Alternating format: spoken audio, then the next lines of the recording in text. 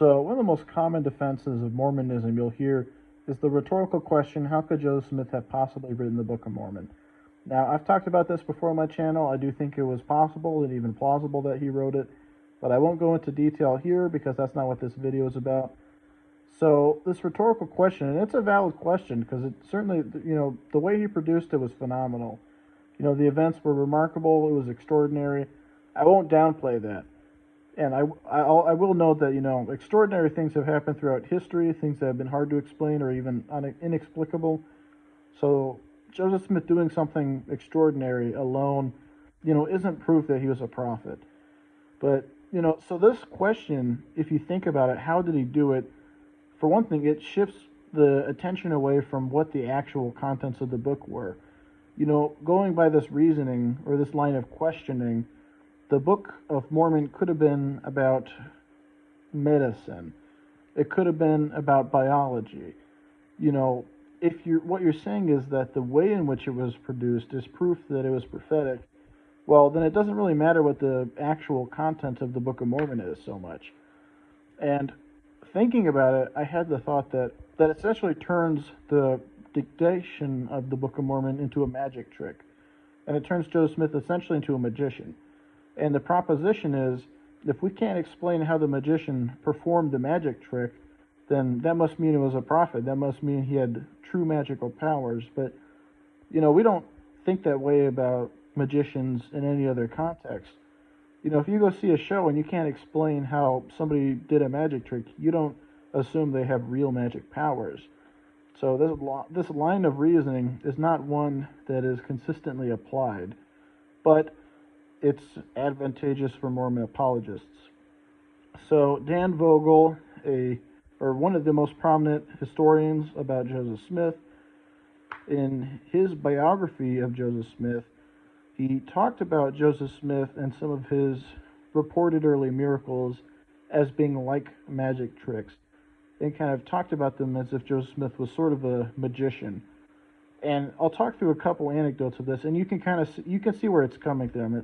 Dan Vogel evidently has some kind of background with magic, sleight of hand, all that, and he brought that perspective to it, and it made sense. That's not to say that every single reported miracle around Joseph Smith was just a magic trick, but it's interesting to know. I'll just share some of these examples, and reserve your judgment until you hear them. One of them, so I don't remember the man specifically. He was traveling to Joseph Smith to meet him, and when he met Joseph Smith unprompted, told him where he had stopped along the way, who he had traveled with, and of course the man was astounded and saw it as proof of Joseph Smith's divine power.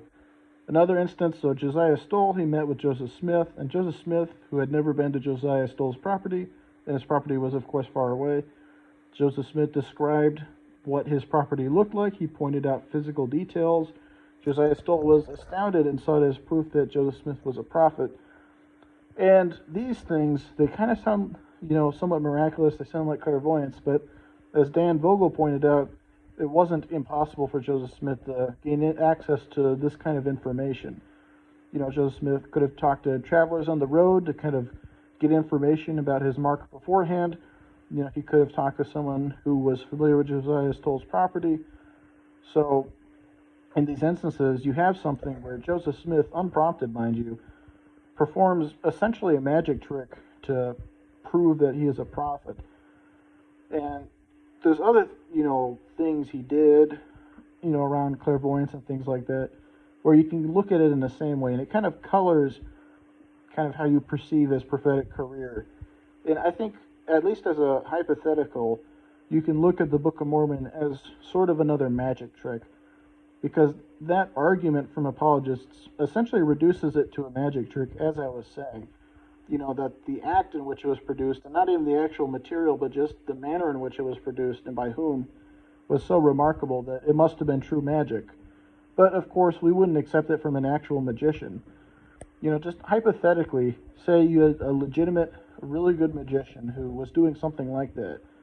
And say you had recording of him producing the Book of Mormon. You could say no script, just going straight into it, going from cold to straight up reciting, grammatical edits, but not too many, substantial edits around the story and things. Would you say, that magician, he's a prophet? Or would you say, well, he's a magician. I'm sure he has some kind of technique we're not aware of that is allowing him to do this thing that seems, at the very least, is very remarkable. Now, that's not to say Joseph Smith trained as a literal magician, though there does seem to be evidence that he had cultivated at least abilities to impress people and make people think that he had magic abilities. There's an anecdote where he told someone was digging in the forest, I think. Maybe it was in a treasure digging context. I don't remember specifically, but he told them that if they that they would find a feather, and of course they found a feather underground. It was remarkable. And Dan Vogel talked about some of the ways in which this could have happened. Joseph Smith could have slipped it in. He could have previously planted it. So there's definitely a pattern there. It's not baseless. And of course, for the dictation of the Book of Mormon, we have historical details, we have first-hand accounts, but of course we don't know everything. It's generally agreed that he did not have a script that he was referencing. Though it's possible, again, if you think about it in terms of a magician performing a magic trick, you can kind of expand your mind of possibility. I don't think it's necessary for him to do something like that, to have a hidden script or anything like that, but it's something to consider. If you think about things in terms of miracles and you have God on the table, then anything that's hard to explain, you can just immediately say God. But if just, at least as a hypothetical, you take that off the table, you just think in terms of a magic trick, then you think, well, this isn't literally impossible. So this is probably, even if I can't explain it the best, there's no reason to think that this had to have been through God or magic powers. So, yeah, so that's something that I think is worth keeping in note. And like I was saying with Joseph Smith, unprompted, sharing those sort of magic tricks with people to establish his prophetic, powers. I think the Book of Mormon can kind of be seen in that context. Nobody asked him to write the Book of Mormon. I mean, I can go, I've gone into more depth on different videos on exactly why I think he did it, but I think it's safe to at least assume as a possibility that he did it to establish his prophetic street rep or street cred, that, like a magician come bursting onto the scene and doing a remarkable magic trick, that's essentially what the Book of Mormon was. I'm going to write new scripture, something that hasn't really been done on the American continent, and it's proof that I have divine power. And it seems to me that he thought of the Book of Mormon more like that, like as a magic trick or some. And in his sermons, there's a BYU study that found that he referenced the Bible 19 times more than the Book of Mormon. So it seems to me that he didn't take the Book of Mormon as seriously as the Bible, or wasn't as critical. It seems like it was an initial magic trick to burst him onto the scene, but it seems like he largely stuck with the Bible and, Revelation, as in what later became Doctrine and Covenants after that. That's what it seems like. It seems like the Book of Mormon had its initial role as being the magic trick that established him, and it seems like he didn't have a massive amount of use for it after that. And it's not like his theology was based on the Book of Mormon. His theology greatly departed from the Book of Mormon, just like it departed from the Bible.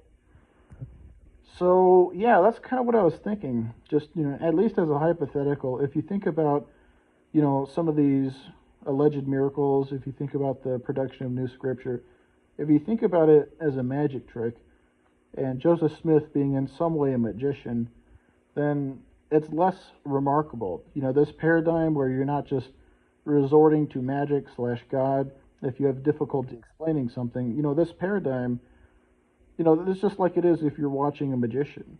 You don't assume it's God or magic or actual magic when you see something you can't explain.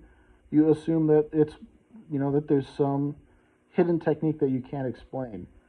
And when it comes to Joseph Smith writing the Book of Mormon, I don't think it's impossible. I think there's good explanations. I don't think there's a single explanation that perfectly explains every single element. But I definitely don't think it's impossible. And again, if you're talking about probabilities, I suppose it's kind of hard to say, what's more probable, that someone did something so extraordinary, something that wasn't literally impossible, that's certainly very remarkable, astounding, or is it more improbable that, you know, the supreme creator of the universe intervened and assisted them in producing this scripture? I mean, that's not really an answerable question. It kind of depends on your personal worldview. So, I suppose that's purely subjective. How likely it is that God Himself intervened versus this just being something Joseph Smith decided to do and did with his own capabilities. But yeah, that's just something I was thinking about. If you think about it in terms of Joseph Smith being a magician and the Book of Mormon being one of his magic tricks, it really changes how you think about it. And yeah, so, the rhetorical question, how could Joseph Smith have possibly written it? I think that question, it's a valid question, but I think that question invites that kind of scrutiny in terms of it being a magic trick. And yeah, I think that's something worth considering. I think that is. So yeah, thank you for watching. Have a good one. Goodbye.